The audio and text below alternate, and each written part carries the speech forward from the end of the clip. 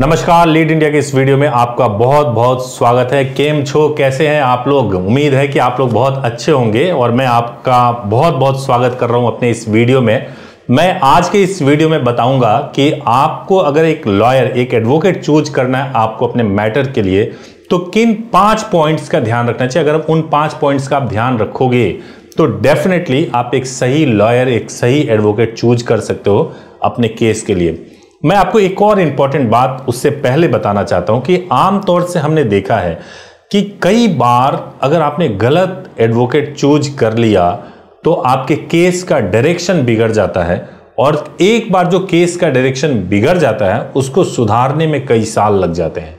तो इसलिए अगर आपको किसी भी लॉयर को केस देना है उससे पहले 2 या 3 ओपिनियन लेना बहुत जरूरी है आपको अपने मैटर पर, ताकि आपको सही एडवाइस मिल सके और उसके बाद ही आप अपने मैटर को किसी एडवोकेट को दें जो उस केस को फाइट कर सके। तो 5 पॉइंट्स क्या है, किन 5 पॉइंट्स पे आपको ध्यान देना चाहिए। सबसे पहला पॉइंट है एरिया ऑफ एक्सपर्टीज। देखिए, जिस मैटर को आप हैंडल करना चाहते हैं या आपका जो भी मैटर है, आप ये देखिए कि उस मैटर को हैंडल करने के लिए जो वकील साहब हैं उनके पास उसकी एक्सपर्टीज है या नहीं है।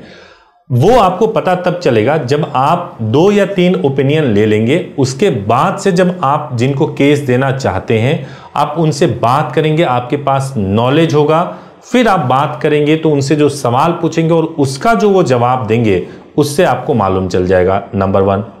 नंबर 2, ऐसे भी आपको मालूम चल सकता है कि जो उन्होंने किया है अब तक, जिन केसेस को उन्होंने फाइट किया है वो केसेस क्या हैं उसके बारे में बात करके पता चल जाएगा।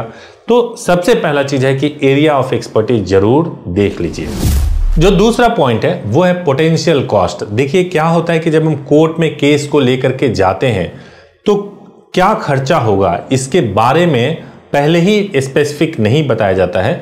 लेकिन हाँ, ये जरूर है कि जिनसे भी आप बात करें, जिन वकील साहब से भी बात कर रहे हैं, आप उनसे जरूर डिस्कस कर लीजिए कि आपके मैटर को पूरी तरह से रिजॉल्व करने में पोटेंशियल एक्सपेंस क्या लग सकता है, कितना लग सकता है, इस बारे में जरूर ध्यान देना चाहिए और उसके बेसिस पे डिसाइड करना चाहिए।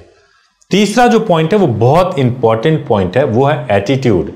क्या होता है ना, एक बात मैं आपको बता रहा हूं कि वही डॉक्टर अच्छे से सर्जरी कर सकता है जो आपके तकलीफ को समझे, वही वकील आपके केस को ठीक से फाइट कर सकता है जो आपके केस को अपना केस समझे, जिसको आपके दर्द से उसको भी दर्द का एहसास होता हो, तभी केस को फाइट किया जा सकता है। और ये पता चलता है एटीट्यूड से कि वकील साहब का एटीट्यूड कैसा है। मैट्रिमोनियल डिस्प्यूट में हमने ऐसा देखा है कि कई वकील साहब लोग या तो डिटेल में बताते नहीं हैं, अगर बताएंगे तो उटपटांग तरीके से बताएंगे, ठीक से नहीं बताएंगे। आप जज कीजिए उनके एटीट्यूड को कि आपके साथ उनका एटीट्यूड मैच कर रहा है या नहीं मैच कर रहा है। उनका एटीट्यूड क्या केस को सॉल्व करने वाला है या किसी को फंसाने वाला है। अगर उनका एटीट्यूड केस को सॉल्व करने वाला है तो डेफिनेटली एक सही एटीट्यूड है। पॉजिटिव एटीट्यूड का ही एडवोकेट आपके केस को ठीक तरीके से हैंडल कर सकते हैं और सही रिजल्ट दिला सकते हैं। फेक कमिटमेंट वाले कभी भी सही रिजल्ट नहीं दिलाते हैं। जो चौथा पॉइंट है वो है लीगल टीम। हम देखते हैं आमतौर से कि कई वकील साहब जो होते हैं वो सिंगल प्रैक्टिस करते हैं, उनके पास कोई टीम नहीं होती। जबकि आप जानते ही होंगे कि हर वकील के पास 4-5 केस होते हैं, मतलब एक दिन में 4-5 केस होते हैं। अगर किसी वकील साहब के पास में 4-5 केस हैं जो कि एक दिन में है, उसके पहले उनको तैयारी भी करनी है उन केसेस को, एक व्यक्ति इतने केसेस को नहीं हैंडल कर सकता।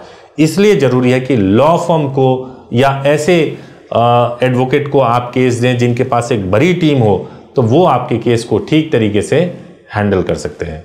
और 5वां पॉइंट है वो है क्लाइंट रिव्यूज।